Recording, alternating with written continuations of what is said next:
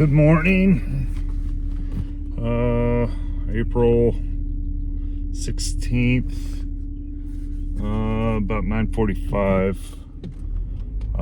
It's 64 degrees outside. The sun is shining. I'm gonna try to get some yard work done while it's cooler. We had some of the highest temperatures of the year yesterday.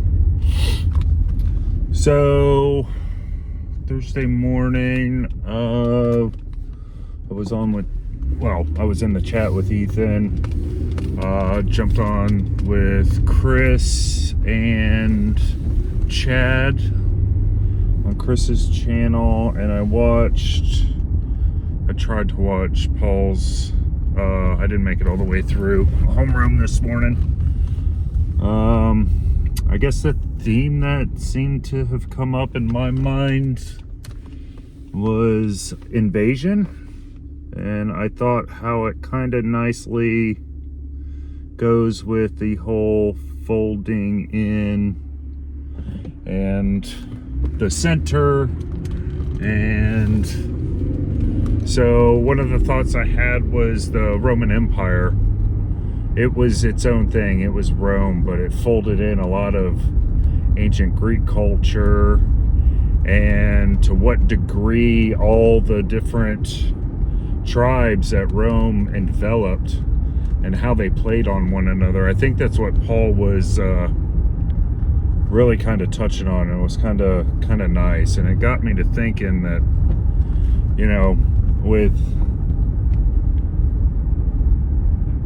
trying to manage and be following Christ, with the understanding that God is sovereign,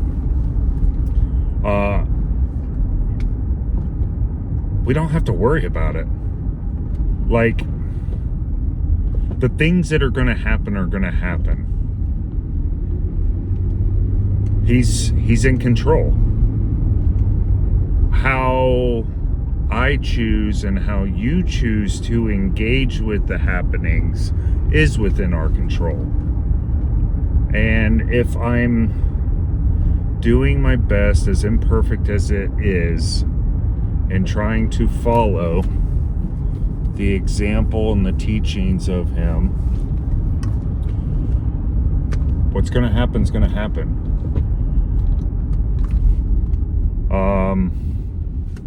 A couple other things that popped into my head too was the 70's come up a few times over on Boosted Teal's channel for 2 Kings.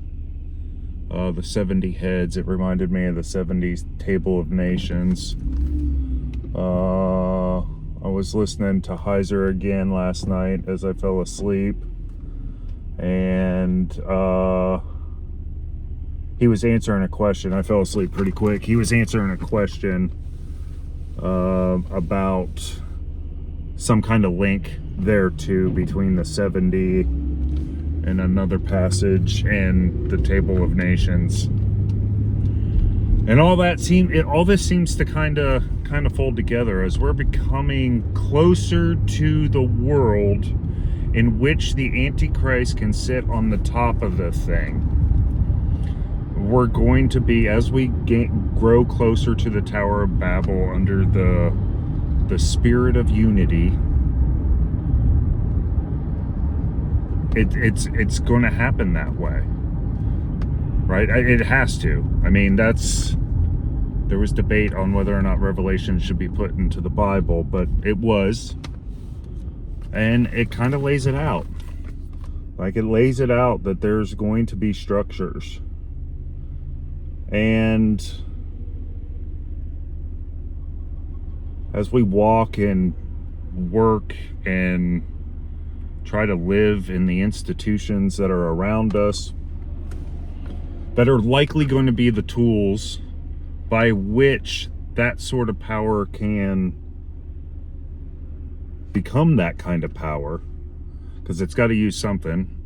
Right? An emperor doesn't he sits at the top alone, but he's got to have all the things, right? He's got to have the loyalty, whether by terror or by love. He's got to have the instrumentation the institutions in order to implement that worldview and to make the thing in the emperor's head reality in the world.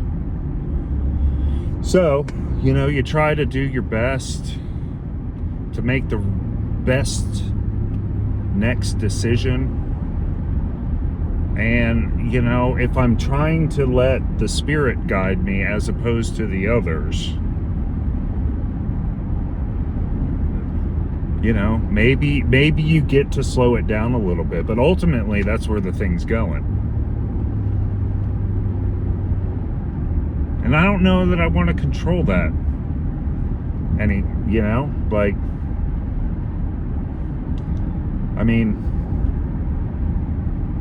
I've gotten some criticism because I don't want to push my worldview into the world by these mechanistic structures, that I should want to change them. But I already put my trust in something higher than that. Not always, which is evident of my temper, which was in Chris's stream today with the reflection. Dubious anger. Right? I have a lovely knack of providing dubious anger. Oftentimes I think it's justified too, which makes it even worse probably. But anyway, that's where I'm at. So it seems like, we need to be open to those that are following the way, to make sure they don't get left behind, that they get folded in. But the solar system is cruising through the galaxy. So, I find hope. I find hope, and I find freedom in the fact that I don't have to change the motion of the stars. That I can just try to make the best right decision that's right in front of me. So, anyway, that's the thoughts for today. Talk to you later.